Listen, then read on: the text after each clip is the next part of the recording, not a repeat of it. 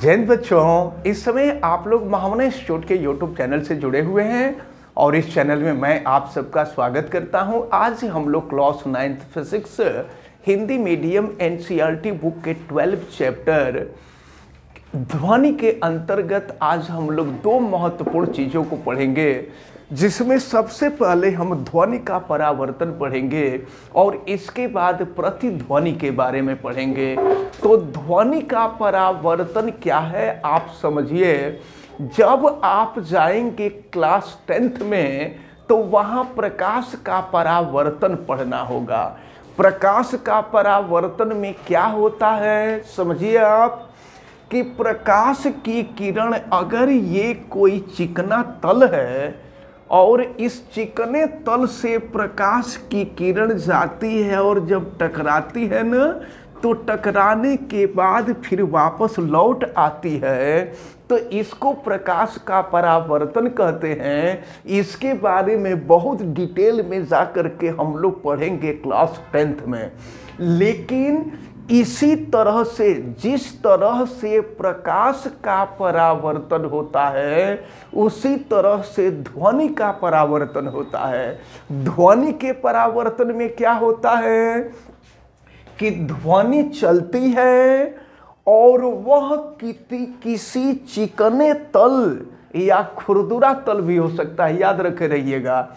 ये तल चिकना भी हो सकता है या खुरदुरा भी हो सकता है। तो ध्वनि स्रोत माने जहां से ध्वनि उत्पन्न हो रही है, वह स्रोत जिससे ध्वनि उत्पन्न होती है उसको हम ध्वनि स्रोत कहते हैं। तो ध्वनि स्रोत से चलने वाली ध्वनि किसी तल से टकरा करके वापस चली जाती है या वापस उसी माध्यम में आ जाती है, तो इस घटना को ही हम ध्वनि का परावर्तन कहते हैं। इसको आप अच्छी तरह से ध्यान में रखे रहिएगा। ध्वनि का परावर्तन ठोस से भी टकराने पर होगा। ध्वनि किसी ठोस वस्तु से भी टकराएगी तो टकरा करके वापस आ जाएगी, तो ये ध्वनि का परावर्तन। द्रव से भी अगर हम बोलें तो ये आवाज़ जो है पानी से जाकर टकराती है, टकराने के बाद भी ध्वनि का परावर्तन होता है। गैस से टकराने पर ध्वनि का परावर्तन नहीं होता है। तो इसको आप अच्छी तरह से याद रखे रहेंगे। अब इसके बाद एक और महत्वपूर्ण टर्म हम लोगों को पढ़ना है और वो है प्रतिध्वनि। प्रतिध्वनि जिसको हम कहते हैं इको कहा जाता है। इको। तो प्रतिध्वनि क्या है देखते हैं। कभी कभी साउंड में जो माइक वगैरह होता है उसमें भी इको सिस्टम लगा देते हैं लोग। तो अब इको का मतलब क्या है आप जरा ध्यान से समझिए। देखिए, जब कोई व्यक्ति बोलता है या कहीं से आवाज निकलती है ना, तो वह आवाज जा करके किसी ऊंचे दीवार या पहाड़ वगैरह से टकरा करके और टकराने के बाद वह ध्वनि पुनः वापस हमारे पास आती है।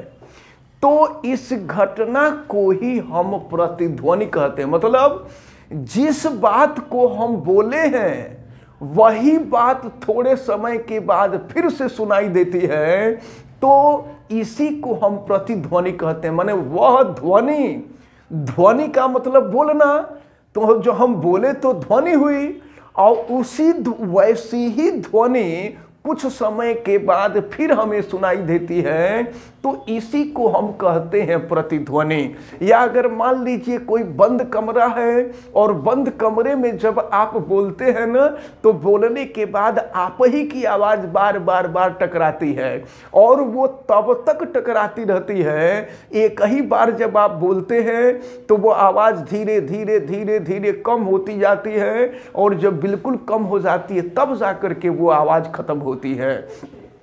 तो ये प्रतिध्वनि कहलाता है। लेकिन एक बात आपको याद रखना होगा कि किसी भी ध्वनि को जब हम सुनते हैं ना, तो हमारे दिमाग में जो संवेदन क्षमता होती है, उस ध्वनि को महसूस करने की जो क्षमता होती है, जब कहीं भी कोई व्यक्ति बोलता है तो हमारे दिमाग के अंदर उसको संवेदित जो किया जाता है वह 0.1 सेकेंड तक संवेदित होता है। ये कह लीजिए कि कोई भी आवाज आ करके हमारे मस्तिष्क में 0.1 सेकंड तक रहती है और इसके बाद वो वापस चली जाती है या वो हट जाती है, ऐसे कह लीजिए। तो अब हम आपको ये बता दें कि अगर, या कह लीजिए दूसरे शब्दों में हम कह सकते हैं कि जब हम बोलते हैं तो ये मूल ध्वनि होती है।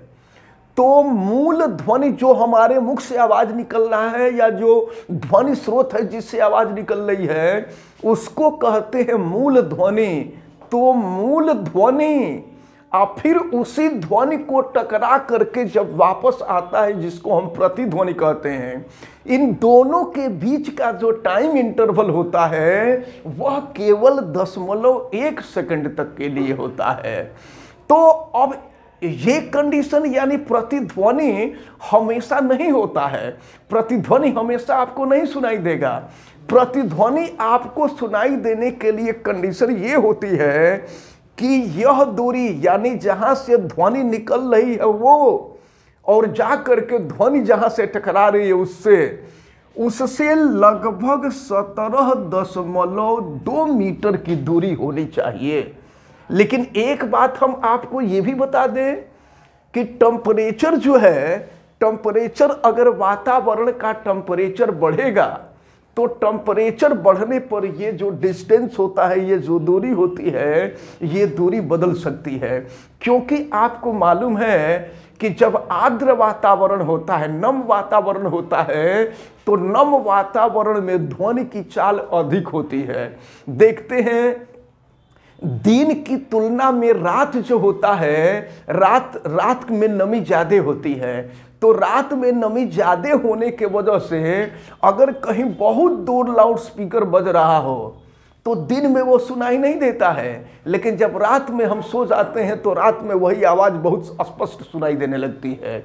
तो जब नमी बढ़ती है तो ध्वनि की चाल बढ़ती है, लेकिन जब वही टेम्परेचर हाई हो जाएगा गर्मी के दिन में, तो गर्मी के दिन में ये जो डिस्टेंस होता है, ये जो दूरी हमने आपको बताया 17.2 मीटर की, ये दूरी चेंज हो सकती है। तो अब आपको ऐसा लग रहा होगा कि ध्वनि का परावर्तन, तो ध्वनि का परावर्तन माने ध्वनि का टकरा करके वापस आना, और प्रतिध्वनि का मतलब भी आपको दोनों लग रहा होगा कि दोनों एक जैसा होगा, लेकिन ये दोनों एक जैसा नहीं है।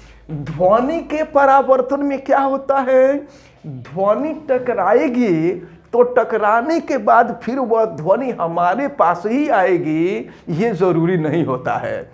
यानी इसमें ध्वनि के परावर्तन में ध्वनि टकरा करके हमारे पास आना आवश्यक नहीं है, लेकिन प्रतिध्वनि में क्या होगा, जो व्यक्ति ध्वनि उत्पन्न कर रहा होता है यह ध्वनि टकरा करके उसी के पास वापस आती है, तो इसको प्रतिध्वनि कहते हैं। यानी जो व्यक्ति ध्वनि उत्पन्न किया है उस व्यक्ति को फिर से वो ध्वनि सुनाई दे तो उसको हम प्रतिध्वनि कहेंगे।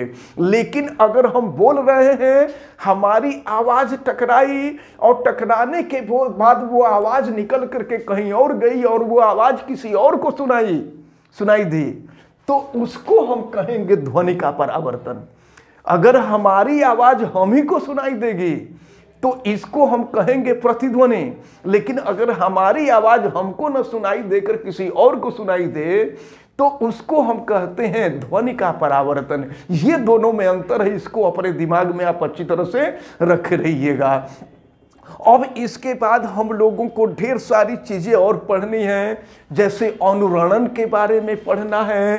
अनुरणन के बाद हमको श्रव्यता का परिसर पढ़ना है, श्रव्य तरंगों के बारे में पढ़ना है। हम आपको आगे चल करके बताएंगे कि आपको पता है कि चमगादड़ जो होता है वो रात में शिकार करता है, दिन में शिकार नहीं करता है। और अब प्रश्न ये उठता है कि चमगादड़ को रात में कीट पतंगे कैसे दिखाई दे देते हैं।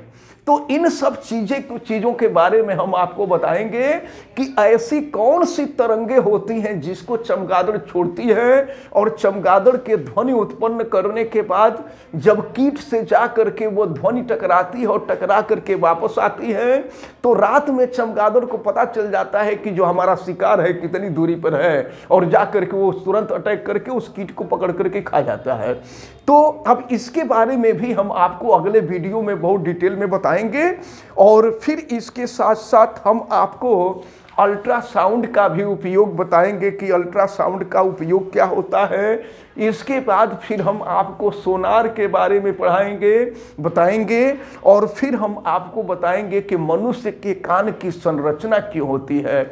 हम आपको, अब बहुत लोग सोचते हैं कि कान में जो छिद्र है आवाज उसी से अंदर जाती है और सुनाई देता है। तो अगर छिद्र से आवाज सुनाई देती है तो फिर बाहर ये जो कान निकले हैं इनकी क्या जरूरत है। फिर किसी के कान छोटे होते हैं, किसी के कान बड़े होते हैं, ऐसा क्यों होता है? जैसे मनुष्यों के कान छोटे छोटे होते हैं, चूहों के कान और छोटे छोटे होते हैं, लेकिन वही हाथी के कान और बड़े बड़े होते हैं, अन्य जीवों के कान बड़े बड़े होते हैं। तो किसी का कान बड़ा क्यों होता है, किसी का कान छोटा क्यों होता है? फिर ये जो बाहर निकला हुआ हिस्सा होता है इसका भी क्या कोई ज़रूरत होती है? इन सब के बारे में हम लगातार आपको वीडियो में बताते रहेंगे।